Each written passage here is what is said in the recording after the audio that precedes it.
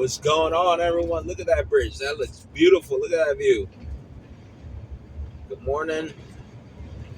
What's up, y'all? Today's video topic is about minimalism and how I'm a minimalist and why you should become or maybe you shouldn't. But the point of this video is about minimalism. That's today's video topic. Check that bridge out. Look at that fog. It's actually pretty hot right now. But anyways, welcome back. Hope you guys had a good weekend. But yeah. So minimalism. I'm a minimalist myself. I love it. I've been doing it for a few years, and I really live this lifestyle. And it's been great lately because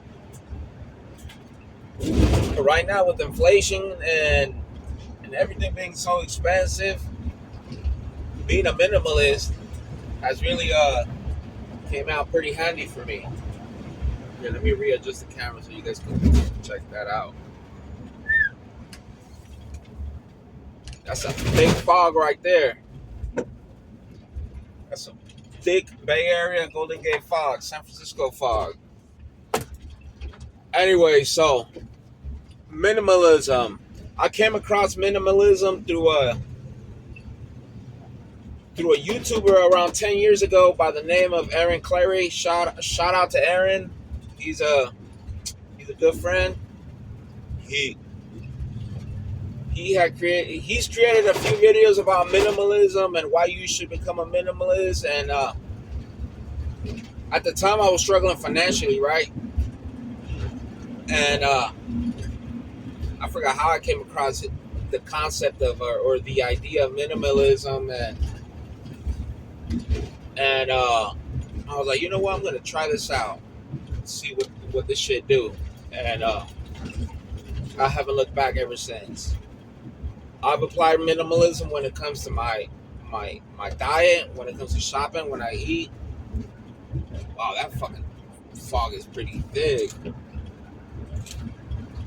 Damn.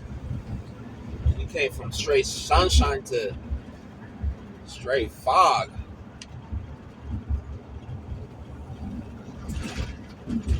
But anyways. Yeah, so I'm a minimalist when it comes to my clothing, to my expenses, to what I eat, to the people I hang around with, and that's how I'm able to do a lot of the things that I'm able to do. Like, I enjoy hiking. I enjoy doing a lot of things that most people can't afford to do. I go to a high-end gym, and it all ties back to minimalism. I don't own an expensive car because I don't need an expensive car. I need a car from point A to point B, and that's it. As you can see, I'm driving into the city. That's all I need the car for, from point A to point B. I work, and that's it. Same thing with my clothing. All my shirts are the same colors, same shirts. I only have 3 different color shirts, but all of my shirts, I wear t-shirts. They're all the same. Same thing with my underwears, they're all the same. Same thing with my socks, my dishware, my silverware. When it comes to, like, I don't like to own a lot of crap. And I grew up with parents who like to hoard, and that in itself always wasn't, it never really sat right with me. And I understand, like, now that I'm older, I understand why certain people hoard, and I would tie it to poverty. When people grow up in extreme poverty, and then all of a sudden they have access to a higher wage, people tend to lie, and maybe not just poverty. It's just I think it is just like a human thing. which also ties back to why I think people, at least out here in the U.S., get fat or overweight, is because we're not accustomed to having the amount of abundant resources that we have nowadays. Or at least out here in the U.S., where throughout human history we haven't had the blessing of having so much resources at our disposal that pretty much, which pretty much leads us to over consuming. And I really believe this. And this has nothing to do with hoarders, right? So this has to do with, with everything, I assume, right? That's just me talking out of my ass, but that's why you see a lot of drug addicts. You see, like for instance, in San Francisco out here, you see on the headlines, oh, drug epidemic, the fentanyl and all that, which is somewhat true, but I think it's something deeper than that, which is the abundance of resources, and people just don't know when to say stop. They don't know when to say enough is enough. And minimalism has taught me that. Where do I want to buy the flashy, let's say this fucking Mercedes in front of me? Yeah, I want to buy the fucking Mercedes. Can I afford it? Technically, yes, I can afford the car, no, but long term wise, can I really afford it? No. Do I really need it? No. So why buy it? I mean, that's my way of thought, right? Why buy a car if I'm gonna go to work and it's gonna sit there all day while I'm at the office or while I'm at working? And what I realized, I don't know about you guys, but if you're a minimalist, you might face a similar situation when you don't need a lot of crap, therefore you don't spend your money on a whole bunch of crap, therefore you have an excess of money because you don't have crap and you don't need a big house to store all the crap. Therefore, your expenses are lower because you don't have crap. I don't know if that makes sense. So, like for instance, I'll give you guys an example. Like my brother, he he's also a minimalist. I would say I'm a little bit more extreme than he is, but what he does with his excess money is he'll and I do something similar too. We'll take classes. We'll like I started going back to school, so I started using that excess money to educate myself a little, to expand my skill sets. My brother started. He put his son, put my nephew in a. I'm not gonna say what kind of class, but well, martial arts class, and he's put himself, his son, into a martial arts class. What else? I think he's going back to school too. And my point is that when you become a minimalist, it actually opens doors. And I'm not saying, you see this Porsche in front of me, right? This car. I'm not saying if you have the money to buy a Porsche, don't buy it. Because if I was loaded, you definitely be see me in a fucking Porsche like that in front of us. But that's not the point. The point is that most of us are average people. And